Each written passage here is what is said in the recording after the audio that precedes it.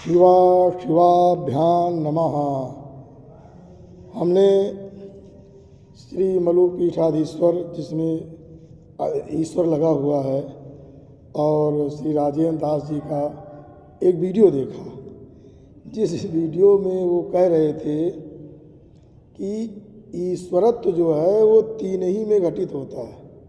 तीन ईश्वर उनके श्री राम, कृष्ण और नारायण, ये तीन में ईश्वर घटित होता है, इसका मतलब अन्य में नहीं। अब ये हमारे यहाँ तो एक ही ईश्वर माना गया है, लेकिन ये तीन ईश्वर सिद्ध किए। अब ये क्या इसको माना जाए बताइए। अगर ये रामचरितमानस का भी ये प्रकरण पढ़े होते जिसमें कि रावण वध के बाद देवता लोग भगवान श्री राम की स्तुति करते हैं और कहते हैं कि मीन कमठ सूकर नरहरि बामन परशुराम बपुधरी, कि देवता लोग कहते हैं राम जी से कि आप तो राम, लेकिन आपने बहुत सारे रूप धारण किए हैं।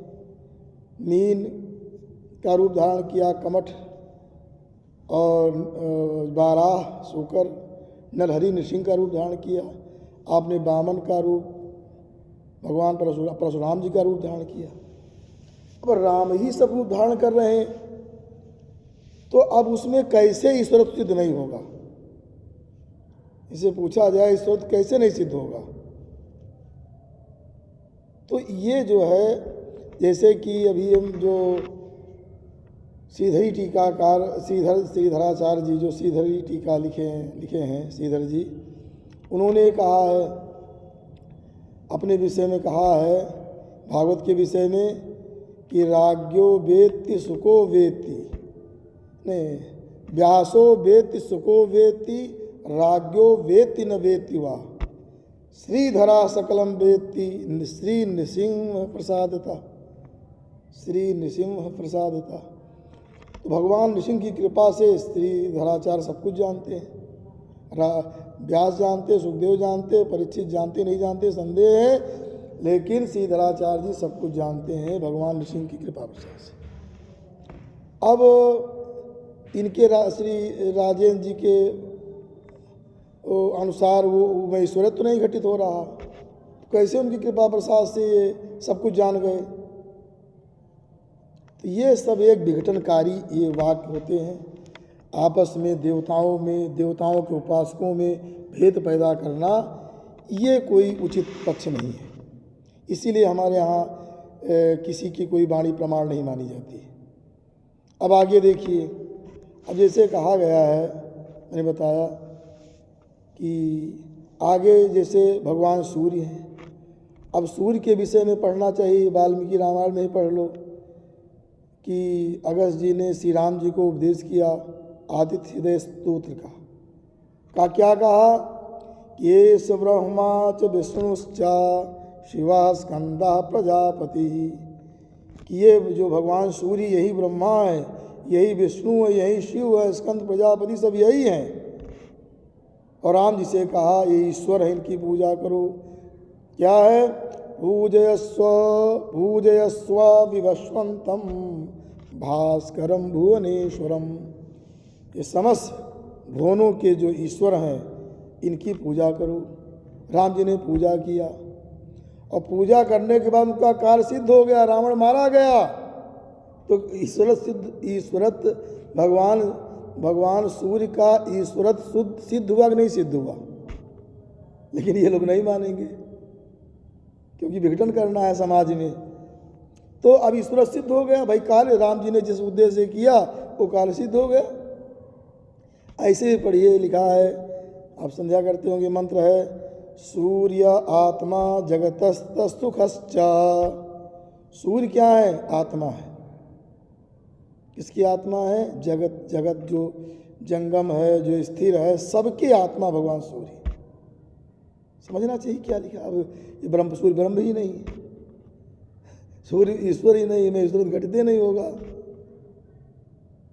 तो ये जो है सोच थोड़ा उदारता, भगवान बड़े उदार थे, उदार न होते अपने रूप में क्यों आते? तो उतनी थोड़ा उदारता रखनी चाहिए। बहुत संकीर्णता जो है वो ना अपने लिए अच्छी होती है और न समाज के लिए अच्छी होती है। अब आगे हम आते देवी पर। देव अथर्वशीर्ष पढ़िए, हमें क्या लिखा है? अहम ब्रह्मस्वरूपिणी मत्तः प्रकृति पुरुषात्मकम जगत, पुरुषात्मकम जगत। अब कहती देवताओं ने पूछा आप कौन है? कहा मैं ब्रह्मस्वरूपिणी। और मत्तः प्रकृति पुरुषात्मकम जगत, मेरे द्वारा ही प्रकृति पुरुष सब मेरे द्वारा ही है। अब आ जाइए गणेश जी के विषय में थोड़ा थोड़ा मैं चर्चा कर रहा हूँ। गणेश अथर्वशीर्ष में क्या कहा गया? तुम ब्रह्मा, तुम विष्णु, तुम रुद्र, तुम अग्निश आदि कहा गया कि तुम ब्रह्मा विष्णु रुद्र सब तुम ही हो। इतने नहीं, तुम सच्चिदानंदा द्वितीयोसी, अद्वितीय अकेले दूसरा कोई नहीं, आप ही सच्चिदानंद है। जब ब्रह्म एक है तो आप ही से सबको सच्चिदानंद कहा, ब्रह्म एक है, ईश्वर भी एक है, नाम रूप भिन्न भिन्न है। तो गणेश जी को ब्रह्म कहा गया, ईश्वर कहा गया। अब शिव की बात आती है। अब शिव के विषय में भगवान श्री राम ने ही रामेश्वरम की स्थापना किया। रामेश्वर, रामस्य ईश्वरा रामेश्वरा। तो राम जी खुद उनको ईश्वर अपना मान रहे हैं। अब ये ना माने श्री राजेंद्र दास जी ना माने, लेकिन वो तो भगवान श्री राम तो मान ही रहे हैं कि ईश्वर हैं। और ये मानस में एक बात और भी कह दी गई कि सेवक स्वामी सखासी पी के, स्वामी भी है राम जी के, ईश्वर न होता कैसे स्वामी बनते? और आगे न ज़्यादा हो तो हमको कहते हैं इनको ये जो है पढ़ना चाहिए, केवल एक ही पंक्ति पढ़ लें जो मानस में शंकर जी की स्तुति की गई है।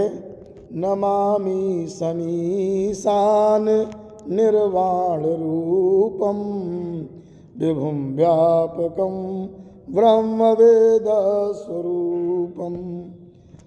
ईशान कहा गया। ईशान का अर्थ क्या होता है? इस धातु से बनता है, ताचिले चानस, ईशान बनता है। शासक, स्वामी, मालिक, ईश्वर, यही अर्थ होता है ईशान का। तमी ईशानम जगतस्तुखस्पतिम कहा गया ऋग्वेद में। ईशानम, ईशान कौन है? जगतस्त सुखस्पतिम, सबके मालिक हैं, स्थिर जंगम जो भी है सबके मालिक हैं ईशान। अब ईश्वर तो नहीं दिखाई, ईश्वर कैसे नहीं घटित हो रहा? हमको घटित हो रहा है। नमामि समीश, निर्वाण माने भी मुक्त, ब्रह्मस्वरूपम आदि सब कहा गया। और आगे निराकार ओंकार मूलम तुर्यम भी कहा गया। निराकार मतलब क्या हो गया कि निर्गतः आकारो देहादि दृश्य स्वरूपम यस्मात्, जिनसे सारे देहादि सारे जो दृश्य स्वरूप है सारा जिनसे जो निर्गत होता है वो इसी निराकार हो गए। सब कुछ उनके द्वारा निर्गत हुआ है, ब्रह्म स्वरूप है वो। ओंकार कहा गया, वो ओंकार स्वरूप है वो, जो ब्रह्मवाचक माना गया, सही मंत्रों के आदि में लगाया जाता है। तो शिव जी के विषय में सोचते कैसे ये सब ये तीन में ही घटित होता है, श्री राम और कृष्ण नारायण में, और जगह ईश्वर घटित नहीं करेंगे।